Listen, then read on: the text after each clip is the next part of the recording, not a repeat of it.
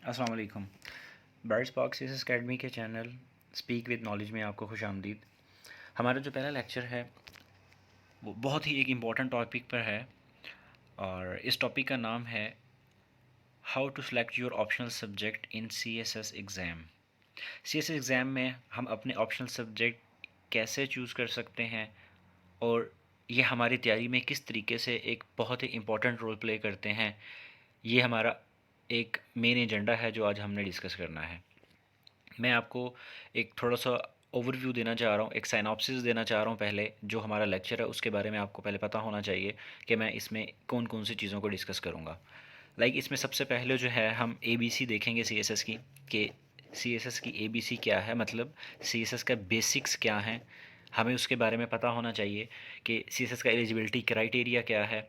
इसके अलावा सीएसएस में हमें क्वालिफ़िकेशन कितनी रिक्वायर होती है, कि कोई इंसान कितनी क्वालिफ़िकेशन रखता हो कि वो एग्ज़ाम में अपेयर हो सकता है।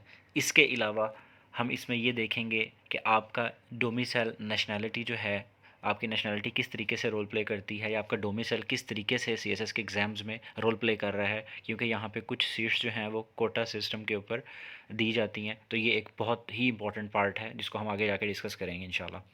इसके अलावा हम इसमें डिस्कस करेंगे कि सीएसएस के एग्ज़ाम लिए कैसे जाते हैं, इसमें एग्ज़ाम का पैटर्न क्या है, उसमें रिटन एग्ज़ाम होता है, उसके मार्क्स कितने होते हैं, उसमें सब्जेक्ट्स कितने होते हैं, और सबसे इम्पॉर्टेंट हमारे पास जो बात जो मैं पहले ही डिस्कस कर चुका हूँ वेरी अर्ली स्टेज पे, कि हम रिटन एग्ज़ाम में जो सब्जेक्ट्स चूज़ करेंगे कंपलसरी के अलावा जो हमारे ऑप्शनल सब्जेक्ट होते हैं वो कैसे रोल प्ले करते हैं हमारी सिलेक्शन में, उनका क्या रोल है, वो हमें कैसे चूज़ करने चाहिए। इसके बाद हमारे पास एक लिस्ट है, हम उस लिस्ट को देखेंगे। लिस्ट के बाद जब लिस्ट को हम देख लेंगे, कंपलसरी और ऑप्शनल सब्जेक्ट की लिस्ट को, उसके बाद हम सिलेक्शन की तरफ आ जाएंगे। सिलेक्शन के क्राइटेरिया के बारे में मैं आपको बताऊंगा, और इवन आपको ये भी बताऊंगा कि सब्जेक्ट की जो सिलेक्शन जब की जाती है उनकी इम्पोर्टेंस सीएसएस में कहाँ पर किस हद तक है। खैर, अब हम स्टार्ट करते हैं सीएसएस का जो एलिजिबिलिटी क्राइटेरिया है उसको। सबसे पहले हमें सीएसएस की एबीसी में ये पता होना चाहिए कि कोई भी इंसान जब पाकिस्तान में कंपैरेटिव एग्ज़ाम में बैठना चाह रहा है, सीएसएस के एग्ज़ाम में बैठना चाह रहा है, central superior services of Pakistan के एग्ज़ाम में बैठना चाह रहा है, तो उसकी एज लिमिट क्या होनी चाहिए। एज लिमिट जो है हमारे पास मिनिमम 21 साल होनी चाहिए, और मैक्सिमम हमारे पास जो एज है वो 30 साल होनी चाहिए। ये एक ऐसी चीज़ है कि आपको ये क्लियर कट पता होगी तो आप नेक्स्ट स्टेप की तरफ जा सकते हैं। इसके बाद आपको ये भी पता होना चाहिए कि 30 साल की जो एज लिमिट है उसके बाद जो नेक्स्ट हमें 2 साल की, कुछ लोगों को, हर किसी को नहीं, पर्टिकुलर कुछ लोगों को 2 साल की रिलैक्सेशन दी जाती है। 2 साल की जो रिलैक्सेशन दी जाती है ये किन लोगों को दी जाती है? मेनली ये उन लोगों को दी जाती है जिनका जो ताल्लुक़ होता है वो माइनॉरिटी से होता है। इसके अलावा जो लोग रिकॉग्नाइज्ड जो ट्राइब हैं, ठीक है, कबायली इलाका जात हैं जो वहाँ से बिलोंग करते हों, उन लोगों को दी जाती है। जैसा कि अब फाटा था पहले, जो कि अब मर्ज हो गया है केपीके में, ठीक है, लेकिन वो इलाका क्योंकि जिस तरह का है वहाँ के लोगों को अभी भी मतलब ये अपॉर्चुनिटी मिल सकती है, मिल रही है। इसके अलावा आपको एक बहुत ही इम्पोर्टेंट जो कि सिटी है या एरिया है हमारे मीडिया में काफ़ी इन रहता है, क्योंकि वहाँ पे कुछ इस तरह की एक्टिविटीज़ होती रहती हैं, कुछ गैंग हैं जिनके साथ जो है पंजाब पुलिस या रेंजर्स की लड़ाई भी हुई पिछले दिनों। तो वो एरिया राजनपुर, ठीक है, डीजी खान की तरफ, तो उन इलाकों में रहने वाले जो लोग हैं उन लोगों के पास भी ये फैसिलिटी है कि वो 32 साल की एज तक एग्ज़ाम दे सकते हैं। इसके बाद जो लोग आज़ाद कश्मीर से बिलोंग करते हैं, ठीक है, और जो गिलगित बल्तिस्तान से बिलोंग करते हैं, उन लोगों को यह हक हासिल है कि वो 32 साल की एज तक, 32 ईयर्स तक एग्ज़ाम में अपेयर हो सकते हैं। और इसके लिए सीएसएस में 3 चांसेस हैं। अगर आप एग्ज़ाम के लिए अप्लाई करते हैं, जो कि नॉर्मली अक्टूबर के महीने में अप्लाई किया जाता है, अक्टूबर से 1 अक्टूबर से 31 अक्टूबर तक, और अगर आप अप्लाई कर देते हैं, आप फ़ील करते हैं कि आपकी तैयारी अच्छी नहीं है, तो आप पेपर में जाके नहीं बैठते, आपकी अटैम्प्ट ज़ाया नहीं होगी। ये मैं इसलिए साथ ही मैंने बता दिया क्योंकि ये क्वेश्चंस बार बार पूछे जाते हैं स्टूडेंट्स की तरफ से। इसके बाद जो डिसेबल होते हैं लोग, उनको भी ये चांस मिलता है कि वो लोग भी 32 तक जो है वो अपेयर हो सकते हैं। इसके अलावा कुछ ऐसे लोग जो आर्म्ड फोर्सेस में हों, ठीक है, पाकिस्तान की फोर्सेस के साथ अटैच हों, ठीक है, चाहे वो परमानेंट हों चाहे वो कॉन्ट्रैक्ट बेसिस हों, तो वो अपीयर हो सकते हैं। यानी कि गवर्नमेंट जो एम्प्लॉय होगा वो भी, और जो आर्म फोर्सेस में होते हैं वो भी, सबको ये मतलब चांस दिया जाता है कि वो 32 साल की एज तक अपीयर हो जाए। इसके बाद अब हम डिस्कस करेंगे क्वालिफ़िकेशन को, कि इसमें क्वालिफ़िकेशन कितनी रिक्वायर होती है, कौन इंसान जो है वो एग्ज़ाम में अपीयर हो सकता है। आपको ये पता होना चाहिए कि आपकी 14 साल यानी कि 14 ईयर्स क्वालिफ़िकेशन आपकी हो तो आप अपीयर हो सकते हैं। देन हम आगे फर्दर इसमें देखते हैं कि इसमें 2-3 चीज़ें आ जाती हैं, इसमें कुछ कंडीशंस लगा दी जाती हैं कि आपकी अगर आपका जो ग्रेड है, आपकी जो डिवीज़न है, अगर वो सी होगी बैचलर लेवल पे, यानी कि 14 साल की जो आपने क्वालिफ़िकेशन ली है उसमें आपकी डिग्री की अगर सी आपको अगर ग्रेड मिल गया है आपके बैचलर लेवल पे, तो आप अपीयर हो सकते हैं। और ये ज़रूरी नहीं है कि आपने डिग्री पाकिस्तान से की हो, अगर आप फ़ॉरेन से भी पढ़ के आए हैं तो आप तब भी एलिजिबल होते हैं। ये चीज़ भी कुछ लोगों को कंफ्यूज करती है, तो आपको ये चीज़ भी क्लियर कर देता हूँ मैं यहाँ पे, कि जो फ़ॉरेन से जो लोग पढ़ के आते हैं, बाहर से डिग्री लेकर आते हैं, वो लोग भी अपेयर होते हैं, और अब तो बहुत ज़्यादा लोग अपेयर होना शुरू हो गए हैं। इसके अलावा हमें ये भी पता होना चाहिए कि अगर आपका ग्रेड डी आ जाता है तो आपने फिर मास्टर लेवल के ऊपर उसको इम्प्रूव करना होता है अपनी क्वालिफ़िकेशन के ग्रेड को, ठीक है, आपके मास्टर डिग्री के ऊपर आपके मार्क्स अच्छे हैं तो आप फिर एलिजिबल हो जाते हैं। तो ये कुछ क्वालिफ़िकेशन वाइज क्राइटेरिया था जो कि आपको क्लियर होना चाहिए। ये पॉइंट जो मैंने नीचे नोट वाला जो यहाँ पे लिखा हुआ था, जो डी वाला ऑप्शन मतलब जो ग्रेड वाला जो बात है, ये वो पॉइंट है जिस पे बहुत ज़्यादा लोग आके कंफ्यूज होते हैं। वो समझते हैं कि अगर हमारा सी ग्रेड आ गया है, या सॉरी डी ग्रेड आ गया है बैचलर लेवल पे, तो हम शायद पेपर दे ही नहीं सकते सीएसएस का। नहीं, अगर आप अपना ग्रेड थोड़ा सा बेहतर कर लेंगे तो आप मास्टर लेवल करने के बाद आप पेपर में आके बैठ सकते हैं। लेकिन याद रखिएगा आपकी जो एज की लिमिट है वो वही रहेगी जो मैं पहले बता चुका हूँ ऊपर।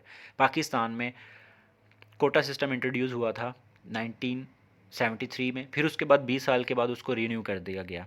और ये किस तरह से इसकी डिवीजन है, इसके ऊपर मैं एक अलग से वीडियो बनाऊंगा और आपको सारा उसमें डिटेल में बताया जाएगा कि कोटा सिस्टम जो है वो किस तरीके से इंट्रोड्यूस करवाया गया, क्यों करवाया गया, किन किन एरियाज़ के लोगों को कितनी परसेंटेज दी जाती है। और 2013 में नवाज शरीफ जो है वो जब दोबारा वज़ीर आज़म बने तो उन्होंने दोबारा ही इसी के ऊपर साइन किया 20 साल के बाद। तो ये चीज़ें आपको मतलब पता होनी चाहिए कि कोटा सिस्टम जो है उसमें कितनी सीट्स कैसे जो है वो दी जाती हैं, किस तरह इनकी एलोकेशन की जाती है। इसके बाद हमारे पास आ जाता है नेशनैलिटी या डोमिसाइल की बात करते हैं हम। कोई भी सिटीज़न हो, वो पाकिस्तान का हो या जो हमारी एक स्टेट है या हमारा एक एरिया है आज़ाद जम्मू कश्मीर, ठीक है, आज़ाद कश्मीर, अगर वहाँ से लोग बिलोंग करते हों तो वो पेपर में बैठ सकते हैं, पेपर दे सकते हैं। इसके अलावा आपको ये भी पता होना चाहिए कि आपका ये डोमिसाइल है उसकी बेस के ऊपर आपको सीट्स अलॉट होती हैं। ये मैं पहले भी ये बात बता चुका हूँ। जब आप सीएसएस के एग्ज़ाम के लिए अपीयर होना चाह रहे होते हैं, आपको इस चीज़ का पता होना चाहिए कि क्या आपका डोमिसाइल बना हुआ है। जैसे कि अगर अब ये सितंबर का महीना है, नेक्स्ट मंथ कुछ लोगों ने अप्लाई करना है, उनके पास उनका डोमिसाइल होना बहुत ज़रूरी है। अगर उनके पास डोमिसाइल नहीं होगा वो एलिजिबल नहीं है अप्लाई करने के लिए। तो ये पॉइंट आपको अपने माइंड में रख के आपको अपनी आगे की प्लानिंग करनी होगी। इसके बाद हम नेक्स्ट पॉइंट की तरफ जाते हैं। जो हमारा कंपैरेटिव एग्ज़ाम होता है, सीएसएस का जो एग्ज़ाम है उसका क्या फॉर्मेट है, वो किस तरीके से एग्ज़ाम लिया जाता है, सीएसएस के एग्ज़ाम को कैसे कंडक्ट करते हैं। मेनली इसमें 1200 नंबर होते हैं, 1200 मार्क्स का पेपर होता है ये। इसमें 600 मार्क्स कंपलसरी के हैं और 600 मार्क्स आपको चूज़ करने होते हैं ऑप्शनल सब्जेक्ट्स। यानी कि ये जिस वजह से ये वीडियो बनाई गई है, हमारा वो असल मेन टॉपिक, वो एजेंडा अब स्टार्ट हो चुका है। हम अपने मेन क्वेश्चन की तरफ आ रहे हैं। हमारा जो मेन टॉपिक था या क्वेश्चन था आज का जो मुझे पूछा गया, मैंने उसको आज आंसर करने की कोशिश की। हम अब उसकी तरफ आ रहे हैं। आपको अब ये चीज़ें साथ साथ नोट करनी होंगी। अगर आप बिल्कुल ही अर्ली बर्ड हैं, आप अगर अर्ली स्टेज के ऊपर हैं, सीएसएस की प्रिपरेशन स्टार्ट करने जा रहे हैं, तो ये वीडियो आपके लिए भी है। इवन ये उन लोगों के लिए भी है जिन लोगों को अपने ऑप्शनल सब्जेक्ट को चूज़ करने में बहुत ज़्यादा प्रॉब्लम फेस करनी पड़ती है। सो याद रखिएगा कि जो एग्ज़ाम होते हैं वो फ़ेब के महीने में होते हैं, अप्लाई करने की डेट अक्टूबर में होती है।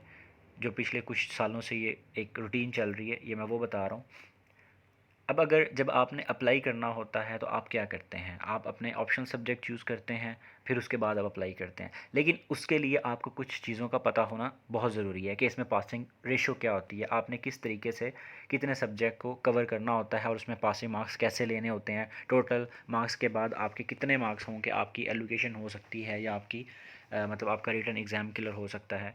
तो याद रखिएगा जो कंपलसरी सब्जेक्ट हैं उनको जाके आगे हम डिस्कस करेंगे अभी कि वो कौन से 6 सब्जेक्ट हैं जो कंपलसरी सब्जेक्ट कंसिडर किए जाते हैं। उसमें आपके मार्क्स 100 में से 40 आना बहुत ज़रूरी है। अगर आपके 40 मार्क्स आएंगे तो आपका रिटन का एग्ज़ाम पास हो सकता है, अगर आपके बाकी सब्जेक्ट ऑप्शनल्स के भी पास हैं, यानी कि आपने 40% मार्क्स जो हैं वो लेने होते हैं। लेकिन इसमें कुछ टर्म्स एंड कंडीशंस हैं, जैसे कि आगे कुछ सब्जेक्ट हैं 3 वो जनरल नॉलेज के कंसिडर होते हैं, उसमें किस तरीके से उसको टैकल किया जाता है वो भी हम आगे जाके बात करेंगे। इसके बाद जो ऑप्शनल सब्जेक्ट होते हैं उसमें आपके 33 मार्क्स होना बहुत ज़रूरी है। अगर आपके 32 आ गए और वैसे आपने 800 नंबर भी ले लिए हैं और ऑप्शनल में आपके एक में 32 आ गए तो इट मीन्स आप फेल हो जाएंगे। पहले ऐसा नहीं होता था, पिछले कुछ 7 8 6 7 सालों से ऐसा हो रहा है कि क्राइटेरिया बिल्कुल उन्होंने चेंज कर दिया है। पहले ये होता था कि आपके जिसमें ऑप्शनल सब्जेक्ट में मार्क्स अगर 32 हैं, 33 नहीं बन रहे तो वो उसको मार्क्स को काउंट नहीं करते थे, बाकी मार्क्स को आपके काउंट करके आपका एग्रीगेट बनता था। लेकिन अब वो फेल कंसिडर करते हैं आपको। ये हमारा ऑप्शनल सब्जेक्ट का क्राइटेरिया था। लेकिन अगर हम बात करें कि आपके 1200 नंबर हैं तो आप रिटन आपका कैसे क्लियर होगा। अगर आपके 12 सब्जेक्ट हैं, इन 12 सब्जेक्ट में यानी कि 6 सब्जेक्ट में आपने 40 मार्क्स लिए हैं सब में, या 40 प्लस लिए हैं जितने भी आप ले सकते हैं, और ऑप्शनल सब्जेक्ट में आपने 33 प्लस लिए हैं, तो उसके बाद क्या होता है, फिर आपकी तीसरी कंडीशन लग जाती है कि आपका एग्रीगेट जो मार्क्स का है वो 50% होना चाहिए, यानी कि 1200 में से 600 नंबर आपके होना बहुत ज़रूरी है। अगर आपके 599 मार्क्स हैं और आपने ऑप्शंस भी सारे पास कर लिए हैं, 33 प्लस ले लिए हैं और आपने 40 प्लस ले लिए हैं कंपलसरी में, लेकिन एग्रीगेट में आप 580 पे, 590 पे, 599 पे आके रुक जाते हैं, इट मीन्स आपको कॉल नहीं आएगी इंटरव्यू की, आपका रिटन क्लियर नहीं हुआ। तो ये बात भी आपने याद रखनी है। कुछ लोगों को ये पॉइंट भी काफ़ी कंफ्यूज करता होता है सम टाइम, खासतौर पे वो वाला जो मैंने ऑप्शनल वाला बताया है कि अगर आपके 33 में से 32 आ गए तो इट मीन्स आप फेल कंसिडर होंगे। इसके बाद आपको पता होना चाहिए कि जब आपका रिटन पास होता है उसके बाद आपका मेडिकल एंड साइकोलॉजिकल टेस्ट होता है। ये इतना हमारे लिए इंपॉर्टेंट नहीं है कि अभी हम इसको डिस्कस करें, और आगे हम चलते हैं अपने मेन पॉइंट की तरफ। ये इंटरव्यू की है, 300 मार्क्स का इंटरव्यू होता है जिसमें आपका मिनिमम जो है आपके 100 मार्क्स जो हैं वो आएँ तो आपको पास कंसिडर किया जाता है। मैक्सिमम तो आप जितने लेंगे आपको उसका बेनिफिट होता है। इसमें आपका साइकोलॉजिकल टेस्ट और आपका इंटरव्यू ये सारे मार्क्स मिल के जो है 300 मार्क्स बनते हैं। तो ये जो इसमें कंडीशंस बताई गई हैं, इसमें जो इंपॉर्टेंट चीज़ें हैं वो आप यहाँ से देख सकते हैं, आपको जो है वो काफ़ी हेल्प मिल जाएगी इससे। इसके बाद हम लोग चलते हैं लिस्ट ऑफ सब्जेक्ट्स की तरफ। लिस्ट जो है कंपलसरी सब्जेक्ट की वो 600 मार्क्स की है। हमें पता होना चाहिए कि इंग्लिश ऐसे जो है वो 100 मार्क्स का है, इंग्लिश कंपोजिशन यानी कि प्रेसी एंड कंपोजिशन का पेपर 100 मार्क्स का है।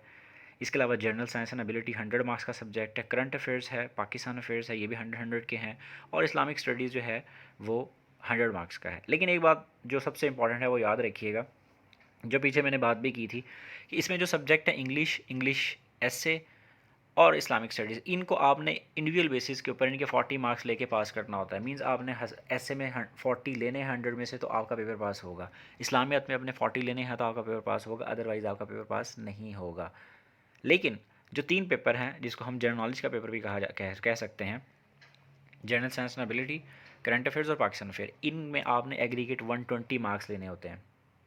यानी कि इन तीनों के आपके 120 मार्क्स होंगे 300 में से तो आपका पेपर पास हो जाएगा जीके का।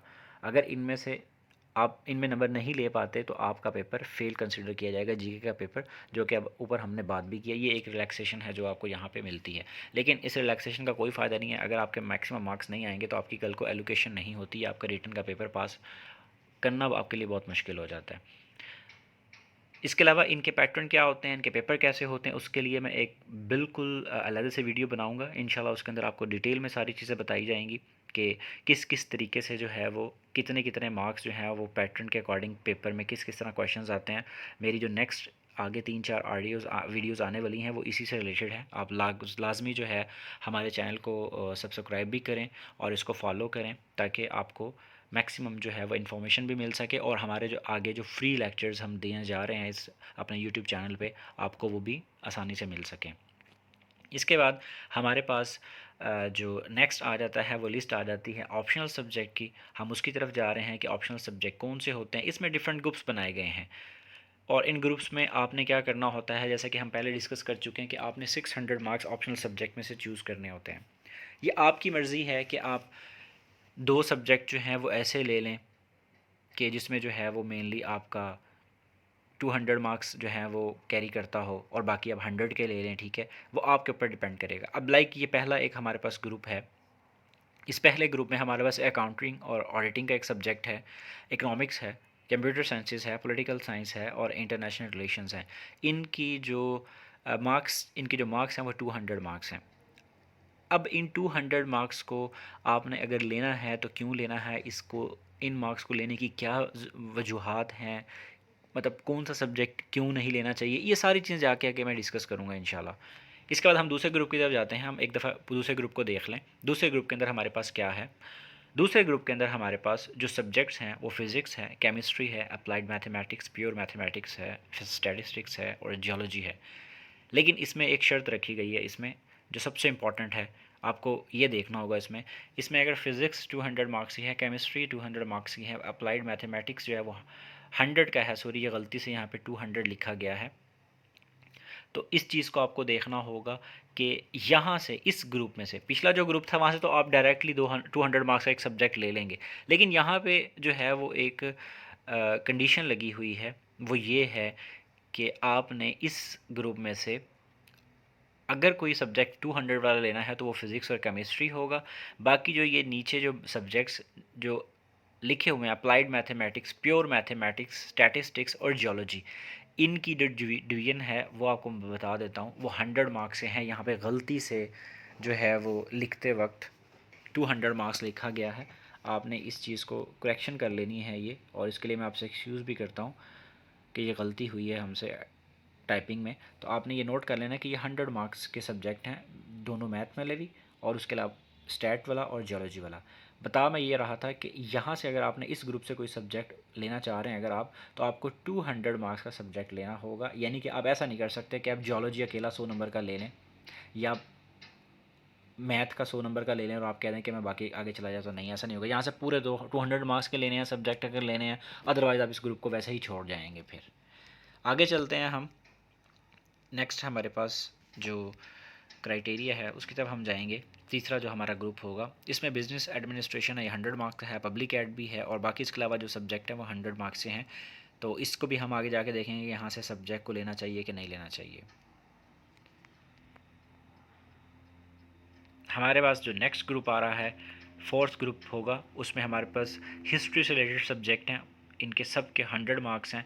इनमें से एक 100 नंबर का हमें सब्जेक्ट लेना पड़ता है। ये भी हम आगे जाके डिस्कस करेंगे कि हमें कौन सा सब्जेक्ट ज़्यादा सूटेबल रहेगा और किसके लिए कैसा सब्जेक्ट रहेगा, वो भी हम देखेंगे इंशाल्लाह। इसके बाद आ जाता है हमारे पास पाँचवा ग्रुप। पाँचवें ग्रुप के अंदर जनरल स्टडीज़ है, ठीक है, environmental sciences, agriculture and forestry है, botany, zoology, English literature, Urdu literature. Zoology के मार्क्स नहीं लिखे, उसके लिए मैं आपसे दोबारा फिर एक्सक्यूज़ करना चाहूँगा कि ये वेरी फर्स्ट वीडियो है। कुछ ऐसी चीज़ें होंगी अभी अर्ली स्टेज पे कि हमें ख़ुद सीखने का मौका मिलेगा और इंशाल्लाह हम लोग उसको आगे जो है वो इन चीज़ों को ओवरकम करने की कोशिश करेंगे।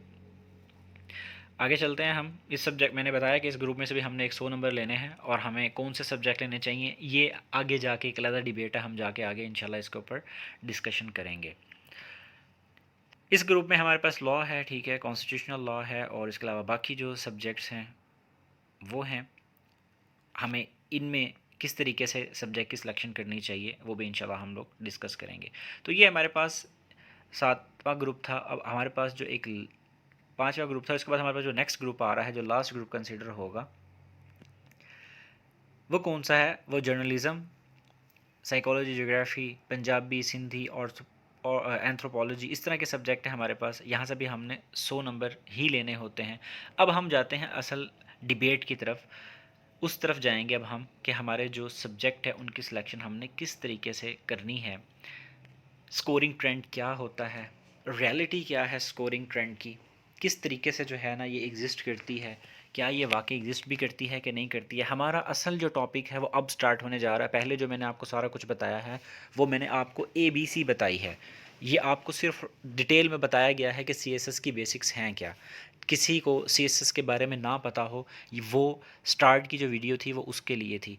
जो हमारी मेन जो हमारा टॉपिक है वो अब स्टार्ट होने जा रहा है। हम रियलिटी जो बिहाइंड स्कोरिंग ट्रेंड है उसकी तरफ आ रहे हैं। हमें मेनली किस चीज़ को फोकस करना होगा, हमें कुछ पॉइंट्स हैं उनको डिस्कस करना होगा। अब हमारा मेन जो एजेंडा था इस वीडियो को बनाने का, हम उसको डिस्कस करने लगे हैं। आप जब अपने ऑप्शनल सब्जेक्ट CSS में चूज़ करने लगते हैं तो आपको कुछ पॉइंट्स हैं उनके ऊपर आपको सोचना पड़ता है। मैं आपको एक छोटी सी एग्जांपल देना चाहूँगा यहाँ पे। आप में से बहुत से ऐसे लोग होंगे जो FSC करते हैं, FA करते हैं या ICS करते हैं, ICOM करते हैं, उसके बाद वो BCom वगैरह या BA करते हैं, या कुछ लोग BS में चले जाते हैं, लेकिन फिर भी वो BA का एग्ज़ाम देते होते हैं प्राइवेट।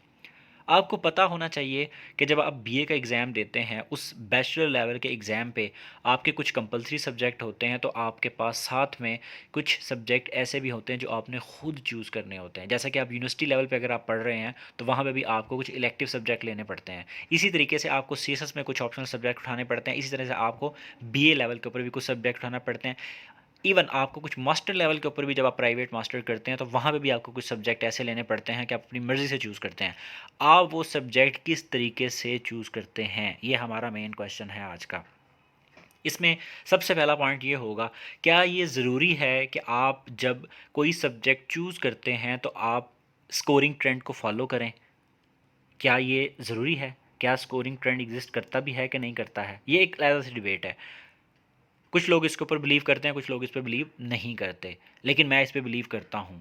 स्कोरिंग ट्रेंड एग्जिस्ट करता है CSS में। वो कैसे करता है वो मैं बिल्कुल logically with reference with facts and figures में आगे जाके इन बातों को बताऊंगा आपको, और फिर उसके बाद डिसीजन आपके ऊपर छोड़ दूंगा। क्योंकि कहा जाता है कि आप सुनो सबकी, लॉजिकली सुनो, ठीक है, अगर आपको ठीक लगती है बात, और देन एंड पे अपने शऊर से आपने खुद फैसला करना है कल को, ताकि आपको रिग्रेट ना हो सके कि मैंने तो फ़लाँ पर्सन की बात सुन के ये डिसीजन ले लिया और मैंने ये सब्जेक्ट रख लिए।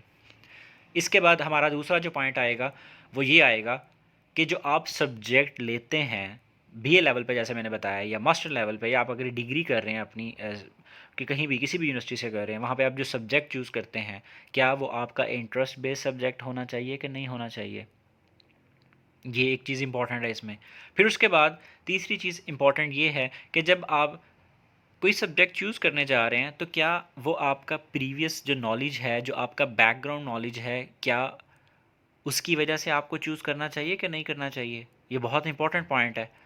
अगर कोई इंसान कहता है कि मैंने कंप्यूटर साइंसेज़ में FSC की है, मैंने ICS किया है, तो मुझे आगे जो है वो BS जो है वो कंप्यूटर साइंसेज़ में करना चाहिए, कंप्यूटर सिस्टम इंजीनियर बनना चाहिए या सॉफ्टवेयर इंजीनियर बनना चाहिए, मुझे BScs करना चाहिए, मुझे IT में जाना चाहिए। क्या वो बंदा ठीक जा रहा है? ऑब्वियसली वो ठीक जा रहा है, क्योंकि उसको अपने प्रीवियस नॉलेज को देखना था, अपने इंटरेस्ट को देख के ही उसने FSC में डिसीजंस लिए थे। अब जो चौथा पॉइंट है हम उसकी तरफ जाते हैं कि उसके फ्यूचर आउटकम्स क्या होंगे जो वो उसने सब्जेक्ट रखा। क्या वो मार्केट में चला जाएगा, फील्ड में चला जाएगा, जाके वो उसको सही तरह से जॉब मिल जाएगी, वो अपने प्रोफेशन को आगे वैसे ही लेके चलेगा जो उसने प्लान किया था FSC लेवल पे? एक बात। दूसरी बात, अगर कोई इंसान बैचलर लेवल पे है, BA कर रहा है, और वो सब्जेक्ट रख लेता है, सपोज इस्लामिक स्टडीज़ रखता है, पंजाबी रख लेता है, और साथ में वो एक और सब्जेक्ट 100 मार्क्स का अरबिक रख लेता है, कल को वो ये सब्जेक्ट इसलिए रखता है कि जब वो आगे नेक्स्ट फ्यूचर में मास्टर करने के लिए जब यूनिवर्सिटी में जाएगा तो उसको इसमें हेल्प मिल सके और वो इन सब्जेक्ट में आगे जाके डिग्री कर सके। ये रीज़न होती है उसकी ये ऑप्शनल सब्जेक्ट रखने की, ये फ्यूचर आउटकम होता है उसका, ये उसको फ़ायदा हो रहा होता है। लेकिन मेरा क्वेश्चन जो है वो ये है यहाँ पे आप सब लोगों से जो ये वीडियो सुन रहे हैं, क्या आपने यहाँ से कुछ बातों को नोट किया? आपको कोई चीज़ यहाँ से समझ आई? आप इस पॉइंट पे किस तरीके से इस पॉइंट को अपने माइंड में लेके बैठे हैं अभी तक, कि जो आप ऑप्शनल सब्जेक्ट ले रहे हैं वो आपको किस तरीके से बेनिफिट दे सकते हैं? क्या आपके इंटरेस्ट बेस्ड होने चाहिए? क्या स्कोरिंग ट्रेंड को देखना चाहिए? क्या बैकग्राउंड नॉलेज को देखना चाहिए? ये डिसीजन आपका अपना है इस वक्त। लेकिन मैं चौथे पॉइंट के ऊपर आके मैं डिस्कशन करना चाह रहा हूँ। चौथा जो पॉइंट है, एक बात याद रखिएगा, आप CSS में कुछ भी रख लें, अभी क्लस्टर बेस्ड सिस्टम इंट्रोड्यूस नहीं हुआ, पीटीआई की जो गवर्नमेंट आई उनका माइंड सेटअप यही था, उन्होंने यही कुछ सोच रखा था कि हम क्लस्टर बेस्ड सिस्टम लेकर आएंगे, रिफॉर्म्स लेकर आएंगे, लेकिन वो अभी तक नहीं आई 3 सालों में।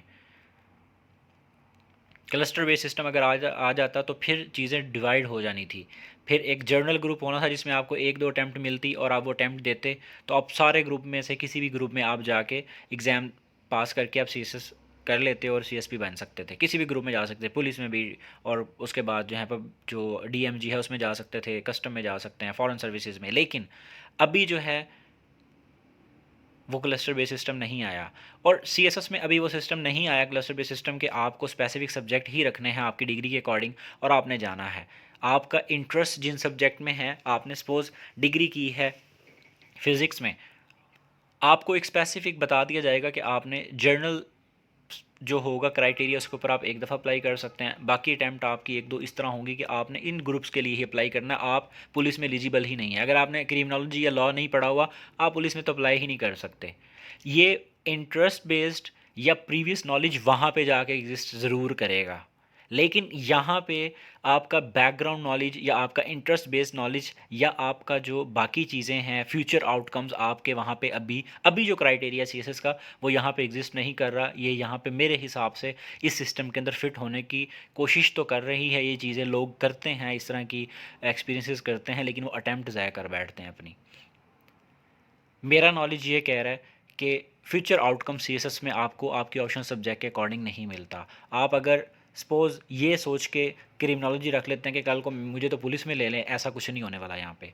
आपके अगर नंबर अच्छे आएंगे, टॉप पे आप आएंगे, तो आपको पुलिस में जाने का चांस बन सकता है, या डीएमजी में जाएंगे जिसको पास भी बोलते हैं, या आप कस्टम वगैरह में जाएंगे, या किसी और ग्रुप में जाएंगे। लेकिन यहाँ पे ये सीन नहीं क्रिएट होने वाला कि आप अपनी मर्ज़ी से सब्जेक्ट रख रहे हैं ये सोच के कि मैं तो डीएमजी में जाऊँगा, मैं तो असिस्टेंट कमिश्नर लगूंगा कल को, मैं तो कस्टम में जाना चाह रहा हूँ, मैंने तो अकाउंटिंग पढ़ी हुई है, मैं इसलिए ये रख रहा हूँ कि मुझे जो है ना वो कल को एफबीआर में लगा देंगे, या मुझे जो है कल को जब वो इनलैंड रेवेन्यू में लगा देंगे। ये चीज़ें यहाँ पे एग्जिस्ट नहीं करेंगी बिल्कुल भी।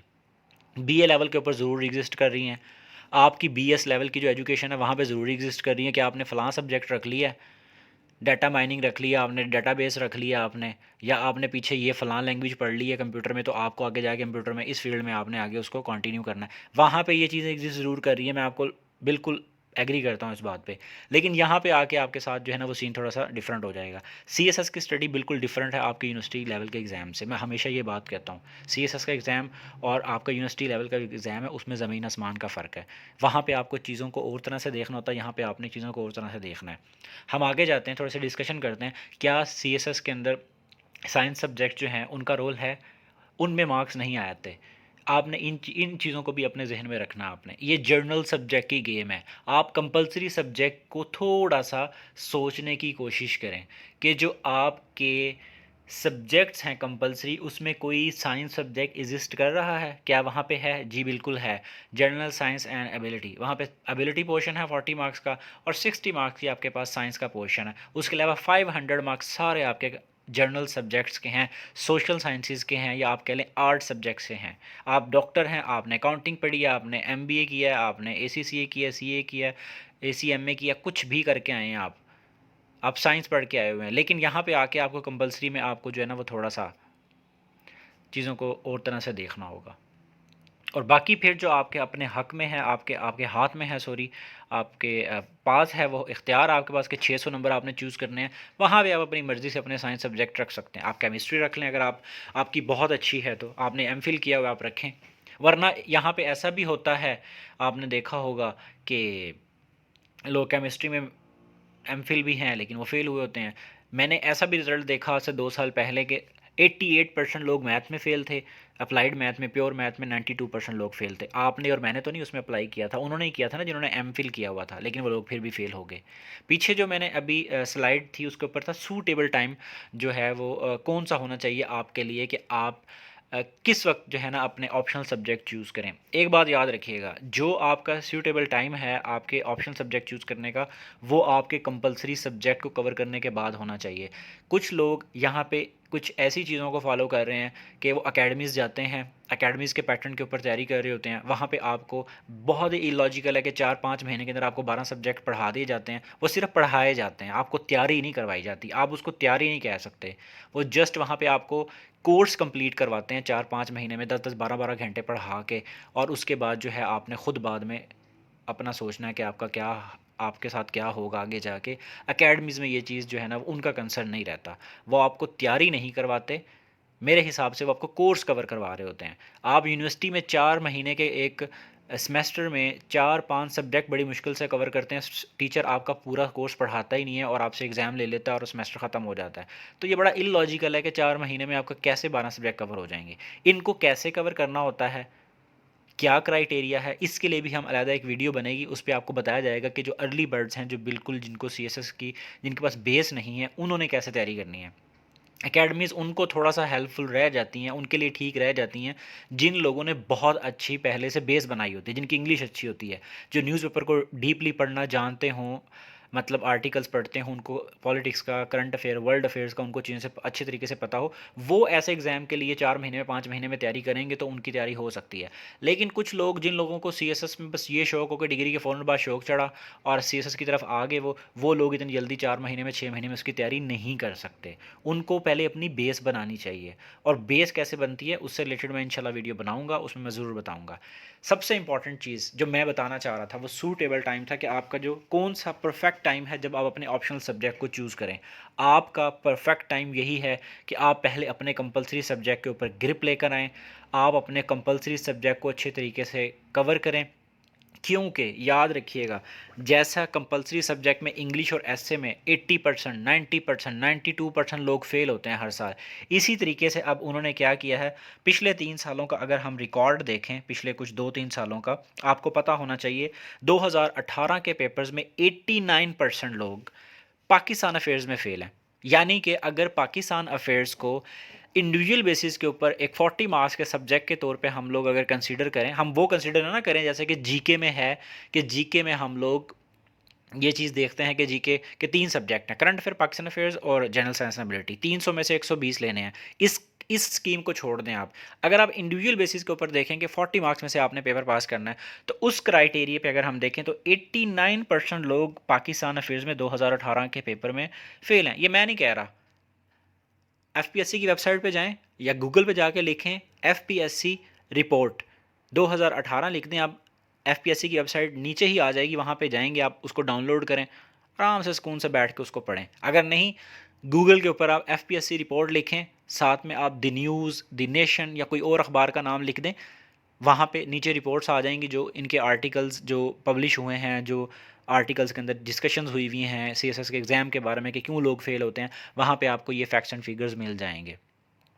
कोई भी कभी चीज़ सर्च करनी हो, कोई टॉपिक आप पढ़ रहे हैं, सपोज आप पाकिस्तान तरक्की रिलेशन पढ़ रहे हैं, पाकिस्तान ईरान रिलेशन पढ़ रहे हैं, ये चीज़ों को फाइंड आउट करने का तरीका होता है गूगल से।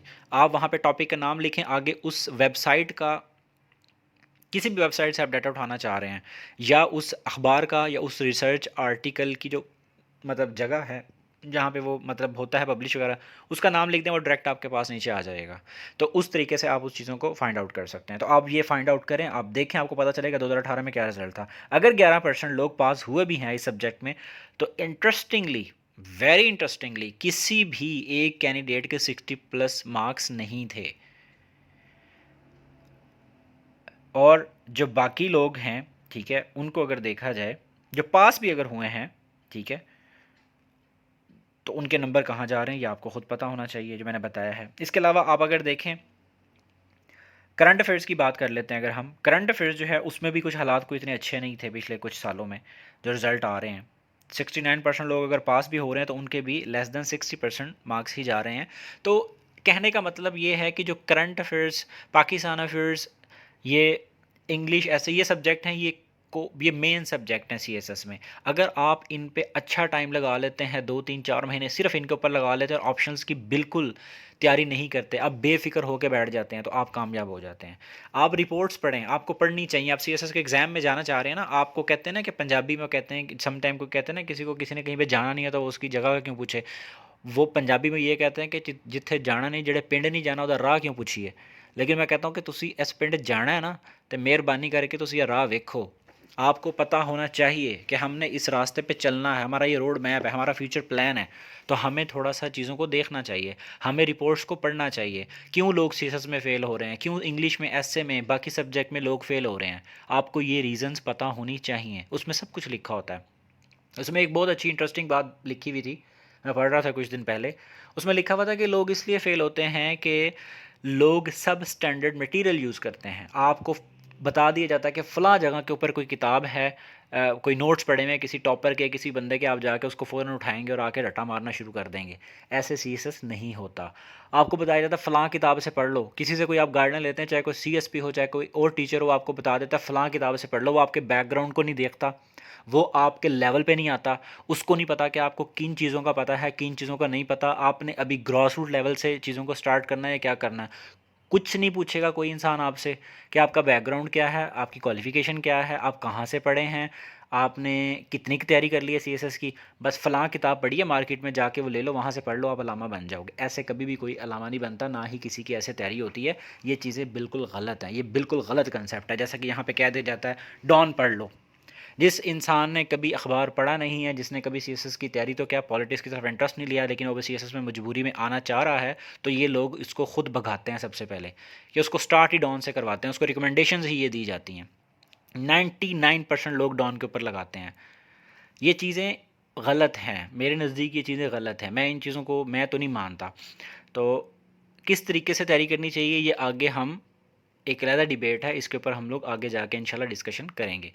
आपकी जो ऑप्शनल सब्जेक्ट होते हैं उसमें 70% आपकी जो सिलेक्शन होती है ना सीएसएस के एग्ज़ाम्स में, या कोई भी आप अगर पीएमएस का एग्ज़ाम दे रहे हैं, वहाँ पे 70% आपकी जो सिलेक्शन होती है वो आपके ऑप्शनल सब्जेक्ट की वजह से होती है। अगर आप वो वेरी वाइजली चूज़ कर लेते हैं ना, तो आप कामयाब हो जाते हैं। इसके बाद हम आगे चलते हैं। हमारा जो अब नेक्स्ट हमारी डिबेट होगी, वो हम स्कोरिंग ट्रेंड वाले डिबेट से बैकग्राउंड और इंटरेस्ट बेस्ड सब्जेक्ट की जो डिबेट थी उससे हम बाहर निकल आए हैं। वो आपको काफ़ी हद तक पॉइंट्स क्लियर हो गए होंगे। अब हमारा जो मेन टॉपिक है वो ये है कि जो हम सब्जेक्ट्स लेने जा रहे हैं आगे, वो हमें किस तरीके से लेने चाहिए। वेरी इंटरेस्टिंगली, हमारे पास जो दो सब्जेक्ट हैं उन पे बहुत ज़्यादा डिस्कशन की जाती है। उसमें कहा जाता है कि क्या पॉलिटिकल साइंस लिया जाए या आईआर लिया जाए, which one is the best. लोग क्या करते हैं, लोग आईआर उठा लेते हैं। क्यों? क्योंकि करंट अफेयर्स का जो सिलेबस है वो टोटली सारा यहाँ पे कवर हो रहा होता है। इस लालच में कि चीज़ें ओवरलैप कर रही हैं, इस लालच में कि ऐसे का एक टॉपिक कवर हो जाएगा, आप पकड़ के क्या करते हैं, आप आईआर रख लेते हैं। लेकिन मैं आपको एक इंटरेस्टिंग फैक्ट बताने लगा हूँ। आईआर एक ऐसा सब्जेक्ट है कि जिसमें एवरेज जो मार्क्स हैं वो मेरे ख्याल से 108 या 110 है आई गेस। और जो पॉलिटिकल साइंस है उसके एवरेज स्कोर पिछले 4-5 सालों में 128 रहा है, यानी कि 120 प्लस रहा है। यही वो मतलब चीज़ें हैं जो आपको 5-10 नंबर अगर ज़्यादा ऊपर नीचे आ जाते हैं तो आपको लीड लेके देती हैं ये चीज़ें। अगर पिछले कुछ रिकॉर्ड को देखा जाए पिछले सालों का, 60% लोगों ने एक पेयर लिया, एक मतलब एक ग्रुप उठाया, ऑप्शन सब्जेक्ट में आईआर ले लिया, जेंडर स्टडीज़ ले लिया, इंटरनेशनल लॉ ले लिया और यूएस हिस्ट्री ले लिया। 2018 का यूएस हिस्ट्री का रिजल्ट उठा के देखें, उसने बहुत लोगों को फेल किया है। क्यों? वो इसलिए कि लोग यूएस हिस्ट्री को उठा रहे थे, इंटरनेशनल लॉ को उठा रहे थे, लोग इंडो पाक हिस्ट्री को पूछते ही नहीं थे। उसने उसी साल क्या किया, इंडो पाक हिस्ट्री में लोगों को 80 70 प्लस मार्क्स दिए, और यूएस हिस्ट्री में लोगों के 33 मार्क्स बड़ी मुश्किल से आए हैं।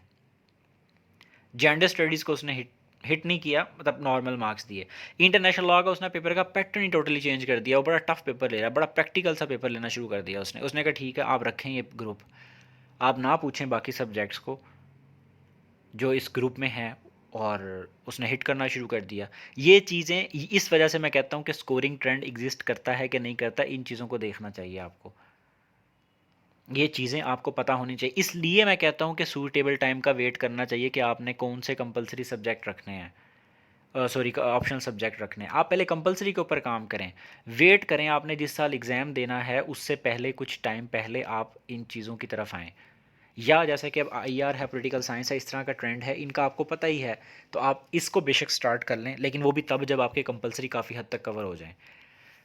ये रीज़न्स है जिसकी वजह से मैं हमेशा मना करता हूँ कि आपको वेट करना चाहिए ऑप्शनल सब्जेक्ट के लिए। जब आपको नो हाउ हो जाए, आपको 2-3-4 महीने तैयारी करके चीज़ों का अंदाज़ा हो जाए, अब फिर इस तरफ आएँ, उससे पहले कभी भी मत आएँ। अब ये सब्जेक्ट सबसे ज़्यादा लिए जाते हैं। मोस्टली जो सिलेक्टेड या ऑप्टेड सब्जेक्ट हैं सीएसएस में, वो IR, gender studies, US history, international law है। आप अगर इस तरह करेंगे तो वो आपको फिर टारगेट करेगा। इसी वजह से वो आईआर को टारगेट कर रहा है, क्योंकि वो कहता है कि अगर 100 लोग पेपर दे रहे हैं पिछले 5 सालों में, तो 60 लोग क्या करते हैं, आईआर रखते हैं, और बाकी 15-20 लोग पॉलिटिकल साइंस रख लेंगे 100 में से, और बाकी 15-20 लोगों में से कोई आधे, कोई इकोनॉमिक्स रख रहा है, कोई अकाउंटिंग रख रहा है, कोई कुछ रख रहा है, कोई कुछ रख लेता है। तो ये रीजंस बन रही है जिसकी वजह से वो ऐसे सब्जेक्ट को फिर टारगेट करता है। अब इंटरनेशनल रिलेशंस जो है उसमें जब एवरेज स्कोर अच्छा नहीं आ रहा, आप इस वजह से क्यों ले रहे हैं कि वो करंट अफेयर बेस्ड सब्जेक्ट है। अगर वो करंट अफेयर बेस्ड सब्जेक्ट है मैं मान लेता हूँ, लेकिन उसके पेपर को अटेम्प्ट करने का जो तरीकाकार है वो बहुत डिफरेंट है। वो ऐसा नहीं है कि वो करंट अफेयर की तरह उठा के वो करंट अफेयर ही है उसको आपने लिख देना है। वहाँ पे थेरीज होती हैं, वहाँ पे आपने थीसिस स्टेटमेंट के थ्रू चलना होता है, पेपर को अटैम्प्ट करना होता है, आपने थीसिस स्टेटमेंट के थ्रू करना होता है। वहाँ पे एक अलग से क्राइटेरिया है उसके पेपर को अटैम्प्ट करने का, लेकिन लोग उसको नहीं सोचते। बस अकेडमीज़ में क्योंकि पढ़ाया ये जा रहा है ज़्यादा, तो लोग, और आपको वहाँ पे ग्रुपिंग ऐसी मिल जाती है, पकड़ के उस तरफ निकल जाते हैं और आपको बाद में उसका नुकसान उठाना पड़ता है। इसके बाद पॉलिटिकल साइंस की बात करें तो उसमें अगर उसके सब सिलेबस को देखें, वो सब सिलेबस वाकई ही ज़्यादा है, लेकिन उसमें बहुत से टॉपिक्स ऐसे हैं जो कि पेपर में आज तक कभी नहीं पूछे गए। वो जस्ट आपने उसको रीड आउट करना है, उसके ऑब्जेक्टिव टाइप चीज़ें पढ़नी है, या कुछ अपने कंसेप्ट क्लियर करने हैं जो कि आपको बाकी जगहों पे काम आ जाएंगे। क्योंकि कुछ टॉपिक ऐसे होते हैं वो पेपर में नहीं भी आते, लेकिन वो इनडायरेक्टली किसी और जगह पे आपके फिट हो रहे होते हैं, आपने उनका रेफरेंस उनको कवर ज़रूर करना होता है, तो वो आपको उस हद तक आपने पढ़ना होता है। मेरे ख्याल से पॉलिटिकल साइंस ज़्यादा बेहतर सब्जेक्ट है, ना कि इंटरनेशनल रिलेशंस। इसी तरीके से हमारे पास एक और डिबेट है अकाउंटिंग की।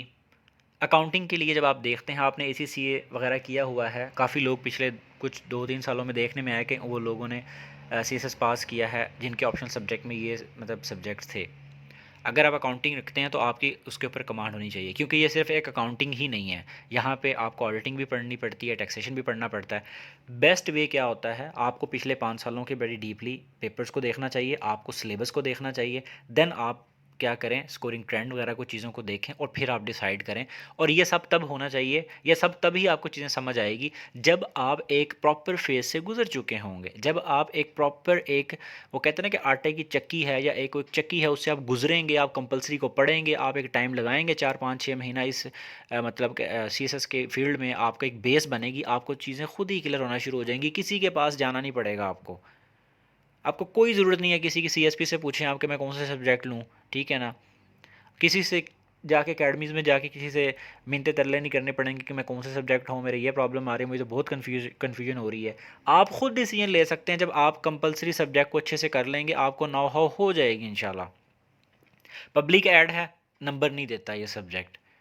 बिजनेस ऐड है, टेक्निकल है, वास्ट सब्जेक्ट है। अब इसका सिलेबस ज़्यादा हो गया, लेकिन जिन लोगों का बैकग्राउंड ये है वो फिर भी रखते हैं, उनके लिए ठीक है ये सब्जेक्ट। लेकिन मैंने अक्सर देखा पीएमएस में ख़ासतौर पे लोग ऐसे ही इसको रख लेते हैं, तो ये चीज़ ठीक नहीं है। इन पब्लिक ऐड कभी नंबर देता है 2-4 सालों में, वरना ये नंबर नहीं देता ये सब्जेक्ट। इसके बाद हम चलते हैं आगे। हमारे पास एक और डिबेट आती है जेंडर स्टडीज़ की, एनवायरमेंटल साइंसेज की। एनवायरमेंटल साइंसेज को अगर देखा जाए, वो आपको बहुत ज़्यादा हेल्प आउट करता है किसमें, क्योंकि ये पूरा टॉपिक जो बेस कर रहा है इन्वायरमेंटल साइंसेज के ऊपर कर रहा है, और ये सब्जेक्ट का बहुत सा हिस्सा आपके general science and ability compulsory subject में कवर हो जाता है, ओवरलैप करता है। अगर आपका तो साइंस बैकग्राउंड है तो फिर मोस्टली लोग इसी को ही रखते हैं, इसमें इंटरेस्ट लेते हैं वो, या जिन्होंने जियोग्राफी पढ़ी होती है। और इसमें सबसे बड़ा बेनिफिट ये होता है कि आपका जनरल साइंस एंड एबिलिटी का पोर्शन कवर हो जाता है। फिर बेसिक इसके अंदर ये चीज़ है कि ये क्लाइमेट चेंज के बारे में बहुत ज़्यादा डिस्कशन है, इसके ऊपर डिबेट होती है, उसमें काफ़ी हद तक लॉज हैं। तो वो क्योंकि बड़ा इंपॉर्टेंट टॉपिक है और आने वाले 5-6 सालों में रहेगा, तो मेरे ख्याल से लोग इसकी तरफ ज़्यादा जाना शुरू हो गए हैं अब। और जेंडर में जो है वो एक मतलब लोग कंफ्यूज हैं बहुत ज़्यादा। कुछ लोग रखते हैं उसको, कुछ लोग वैसे ही फेमिनिज्म के ख़िलाफ़ हैं तो वो इसलिए नहीं रखते इसको। तो ओवरऑल अगर देखा जाए तो सेफ़ साइड अगर खेली जाए तो मेरे ख्याल से इन्वायरमेंटल साइंसेस अब बेहतर है, ना कि जेंडर स्टडीज़। और जेंडर स्टडी जो है उसका सिलेबस भी आसान है और इन्वायरमेंटल साइंसेस का भी आसान है, कोई इतना टफ नहीं है। लेकिन बात वही आ जाती है कि इन्वायरमेंटल साइंसेस आपको कल को बहुत ज़्यादा हेल्प आउट करता है, एक तो ऐसे के अंदर भी, और आपको फिर जो है ना वो जनरल साइंस एंड एबिलिटी का पोर्शन आपका बहुत सारा जो है वहीं पे कवर हो जाएगा।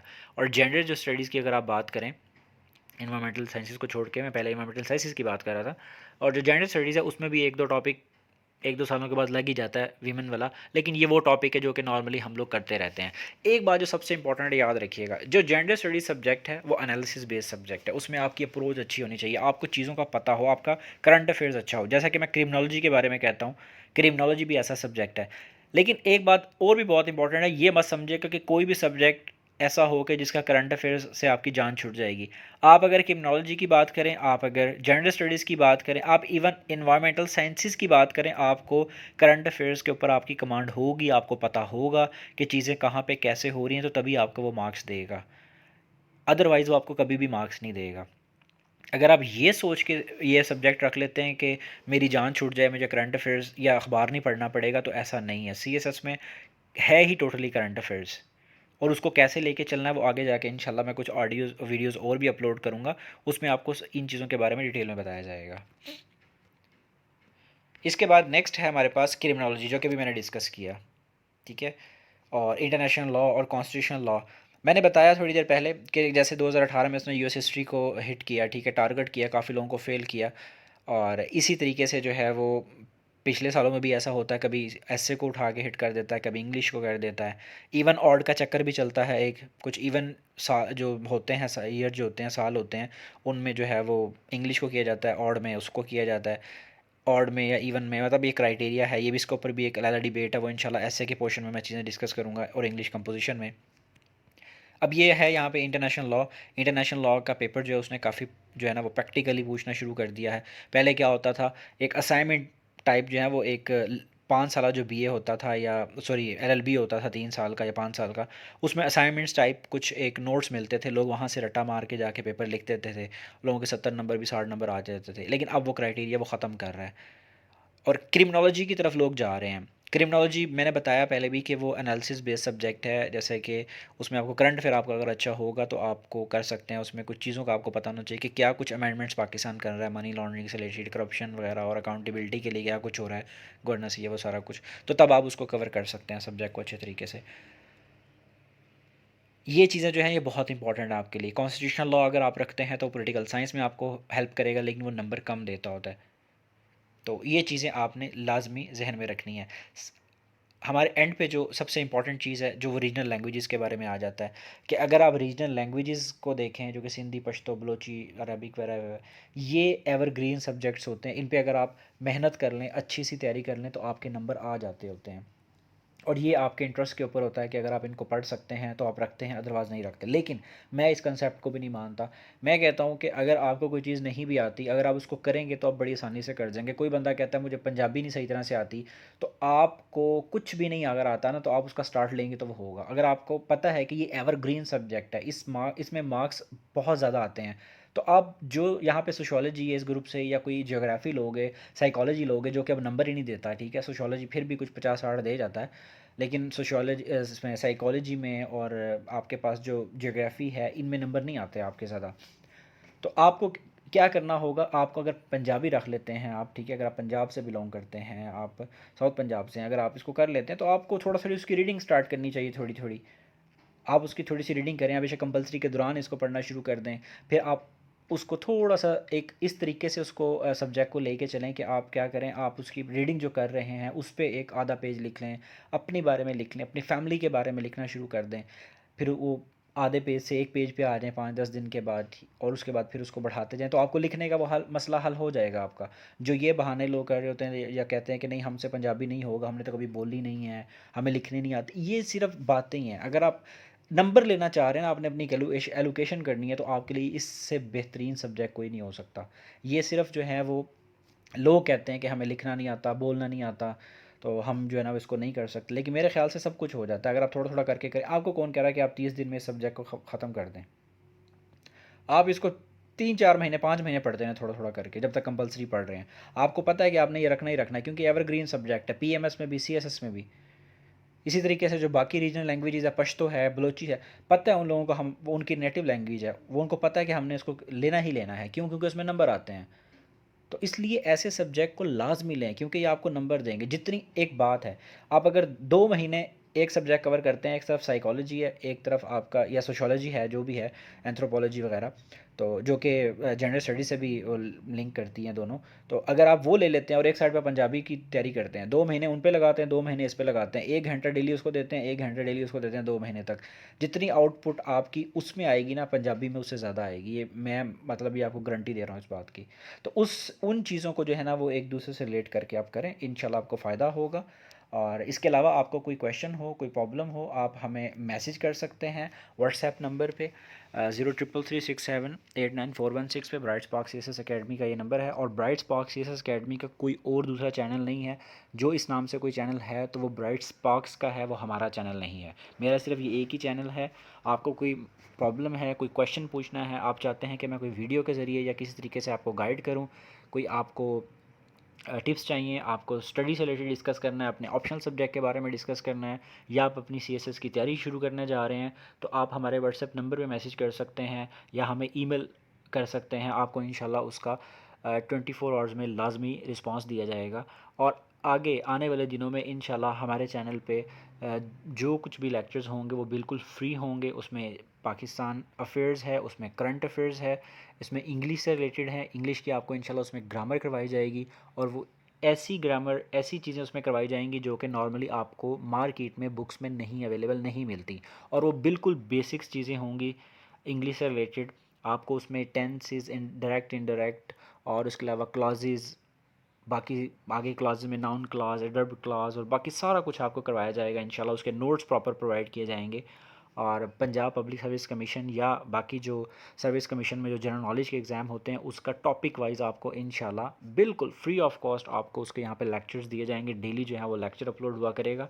इसलिए आप इस चैनल को ज़रूर जो है वो फॉलो करें, और हमें जो है वो इसका फ़ीडबैक भी दें। और फ़ीडबैक देने के लिए आपसे रिक्वेस्ट है कि आप इसको लाइक भी करें, और आप इसके अलावा मुझे मेरे व्हाट्सएप नंबर पे मैसेज कर सकते हैं, ताकि आपका कोई नेक्स्ट टाइम के ऊपर कोई आपका क्वेश्चन हो, कोई इशू हो, आपने डिस्कस करना हो, तो आपको प्रॉपरली गाइड किया जा सके।